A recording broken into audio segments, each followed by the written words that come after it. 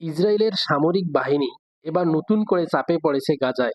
হঠাৎ করে হামাসের পুনরায় সংগঠিত হওয়া এবং ইরানের সম্প্রীতি সহায়তায় গাজায় ইসরায়েলি বাহিনী বিপাকে পড়েছে বলে আন্তর্জাতিক মাধ্যমে উঠে এসেছে। ইরানের সরবরাহকৃত ড্রোন ও রকেট হামলার ফলে গাজার উত্তরাঞ্চল ও মধ্যাঞ্চলে ব্যাপক ক্ষতি হয়েছে। হামাসের গোপন টানেল ও স্নাইপার হামলায় ইসরায়েলের অন্তত ৩টি ইউনিট বিচ্ছিন্ন হয়ে পড়েছে। কয়েকটি এলাকায় ইসরায়েলি ট্যাঙ্কবহর লক্ষ্য করে হামলা চালানো হয়েছে, ফলে সামরিক যান ধ্বংসের খবর পাওয়া গেছে। মনোবলে ভাটা। ইসরায়েলি সেনাবাহিনীর অভ্যন্তরীণ কিছু সূত্র জানিয়েছে, বাহিনীর সদস্যদের মধ্যে আতঙ্ক ও হতাশা ছড়িয়ে পড়েছে। ফিল্ড কমান্ডারদের একাংশের অভিযোগ, আমরা সঠিক তথ্য ও পর্যাপ্ত প্রস্তুতি ছাড়া পাঠানো হচ্ছিল যুদ্ধক্ষেত্রে।